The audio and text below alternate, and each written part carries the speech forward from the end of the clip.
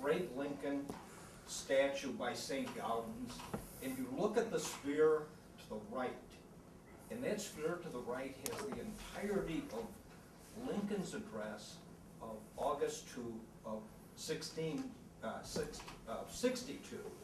to Horace Greeley, where Lincoln argues Mr. Bennett's thesis, saying, I am not in the business of freeing the slaves. It's not exactly what he says. He says that when I free the slaves, it has to do with saving the Union. And if I could save the Union by freeing none of the slaves, I'd do that. If I could save the Union by freeing all of the slaves, I'd do that. And if I could save the Union by freeing some and letting others be enslaved, I would do that.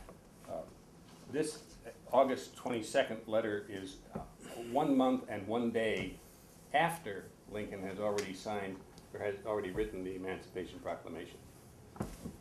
So I think Lincoln is dealing with Greeley as part of his general propagandizing activities, that whenever you see me do anything about slavery, think the Union.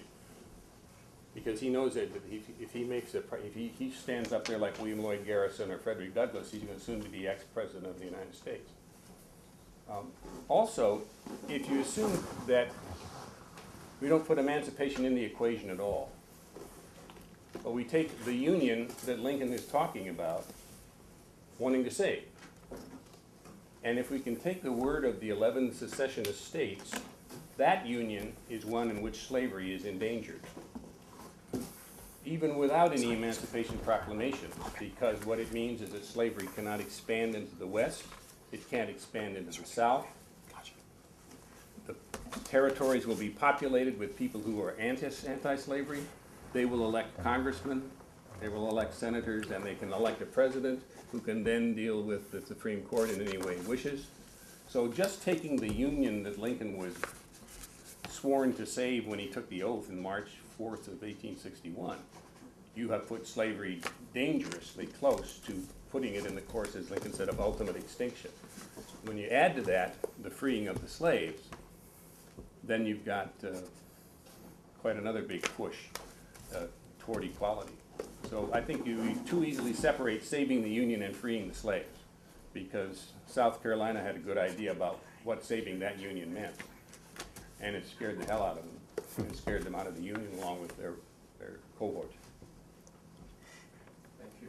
I'm going to have a question for you as well, and maybe you can start signing these as you answer.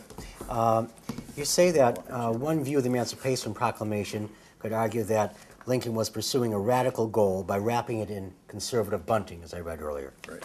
But to what extent was Lincoln pretending to be conservative? Perhaps in many ways he was actually conservative, and I bring that up because Bill Harris, who is coming in on May 19th for a virtual book signing for his book Lincoln's Rise to the Presidency, he makes that argument. Mm-hmm. I think Lincoln is a conservative. He believes in Edmund Burke's world, but he just also would add to it that you have to have, in order to make the place preserved, you have to have the place so it can expand and the process can expand toward what it aspires to, and not just leave it exactly as it is. I mean, if you really are a conservative, you want things to change as times change. And so I think Lincoln is, if Lincoln had his way, it would have been a very slow process toward emancipation. It would have taken until about 1900, and it would have been gradual in the southern states as it had been in the northern states before, in the time of the American Revolution. Well, I mean, he wasn't, if one looked around American society, one saw the antipathy toward the black period, and I think one could be fairly despondent about the races ever living together and in peace.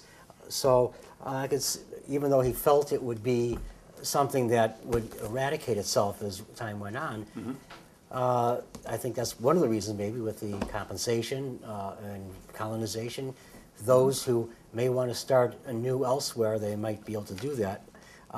Tom and Crystal Lake, thank you. You're watching, and we appreciate it. And if you just sign it, we appreciate that. Thank you for There's watching. another little point there that one of Lincoln's comments when he talks about the white race and the black race is that he wants to set up an environment so that they can, as he puts it, sort of live together or live a new relationship to each other. And that was not going to happen real fast. They had to learn how to live themselves into their new relationship, and hence the desire for it to be gradual. It's interesting that the Tribune, Chicago Tribune, just last week had an interesting article on the growing number of men and women of the two races that are marrying.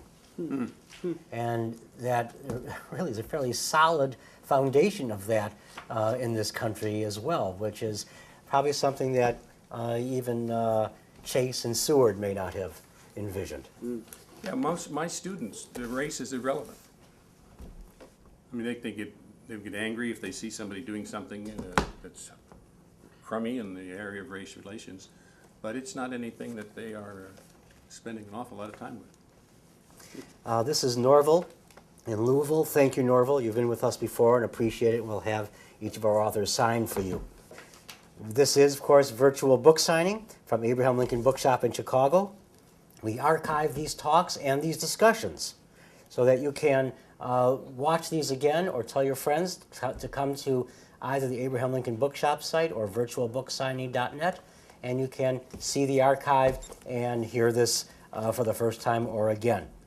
Thank you so much, Brian Dirck, Phillip Paludan, for both of you coming in and joining us.